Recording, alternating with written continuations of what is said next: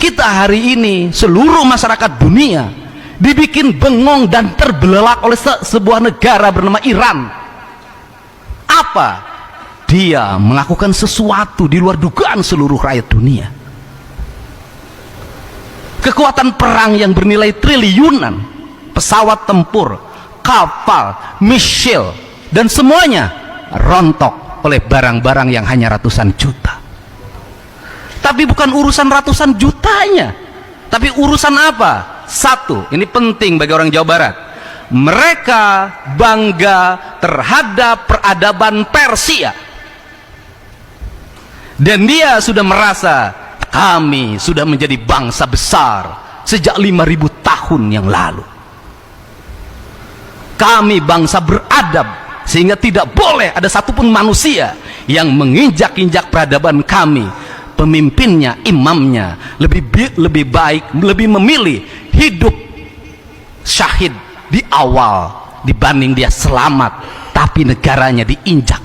Pertanyaannya adalah, di Indonesia adakah tokoh yang seperti ini? Itu pertama. Yang kedua, dia masuk dalam sistem imamah, dalam rangkaian kepercayaan dan keyakinan sebagai orang Syiah, penerus ajaran Sayyidina Ali, melahirkan sebuah sistem nilai. Pemimpinnya sederhana, pemimpin umatnya sederhana, rakyatnya masuk dalam sebuah sistem bukan imajinatif. Dipersiapkan pendidikan yang gratis untuk rakyatnya, dari mulai TK sampai perguruan tinggi. Anak-anaknya sekolah fisika, kimia, matematika, biologi adalah pelajaran utama. Lahirlah embargo, membuat dia menjadi kreatif, membuat dia inovatif, membuat dia menjadi bangsa yang memiliki spirit yang kuat. Efisiensi dalam APBN-nya hanya 1.000 triliun, alokasi pertahanannya 132 triliun, penduduknya 92 juta, tapi mampu menjadi bangsa yang tegak. Apa maksud saya? Gak ada kemajuan Subang, tidak akan ada kemajuan Jawa Barat kalau apa? Cara berpikir kita semua normatif. Gubernur berpikirnya bagaimana terpilih lagi? Tidak akan bisa. ASN berpikirnya tukin tidak boleh berkurang. DPR berpikirnya pokir tidak boleh berkurang. Semua orang berpikir normatif, jabatan, kekuasaan, semua cari aman. Indonesia tidak akan merdeka kalau Bung Karno tidak cari aman. Indonesia tidak akan lahir tokoh-tokoh besar kalau semua orang cari aman.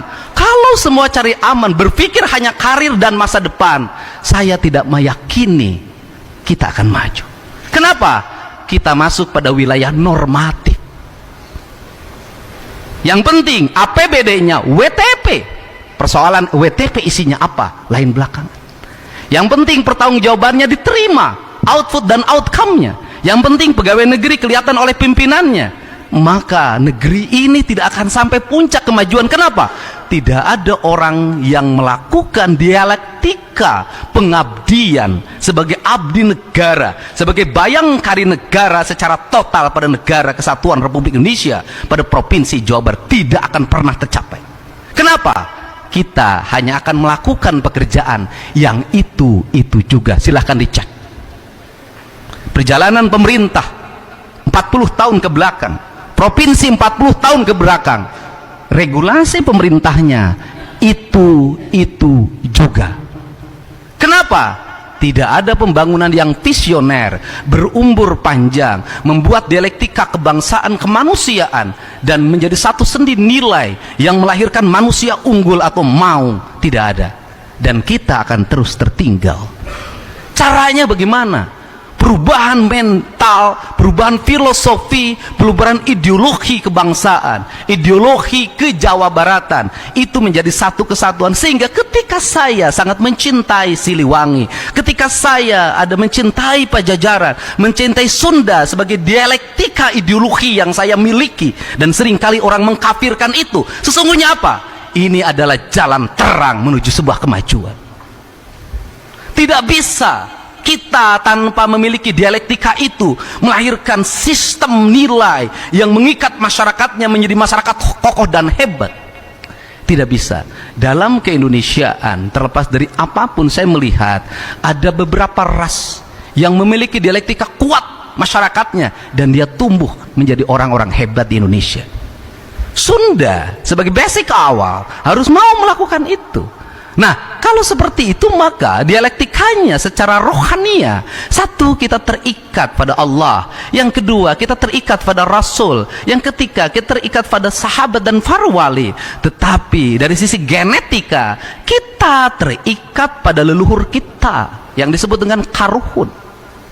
Ajaran karuhun di kita menjadi mistisisme. Di Korea ajaran kaluhur adalah konstitusi yang melahirkan negara yang berkonstitusi. Di Amerika ajaran karuhun menjadi konstitusi. Di Inggris menjadi konstitusi. Di Jepang sebagai seorang Shinto menjadi konstitusi. Sehingga Jepang sampai 400 tahun ke depan tetap Jepang, Amerika tetap Amerika, Iran tetap Iran, Korea Selatan tetap Korea Selatan. Pertanyaannya adalah Indonesia, Jawa Barat, Subang 400 tahun ke depan seperti apa? Apakah identitas kita akan sama bertahannya sebagai orang Jepang, seperti orang Jepang?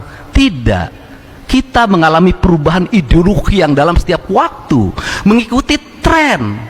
Tren itu sangat dipengaruhi oleh aspek digital dan dipengaruhi oleh aspek politik, sehingga berhentinya kekuasaan, berhentinya tren media sosial, berhentinya tren yang bersifat global itu juga meruntuhkan sendi kebudayaan itu. Kita berubah pada tren baru lagi, sehingga lagunya yang cocok bagi pembangunan kita adalah Jatuh Bangun.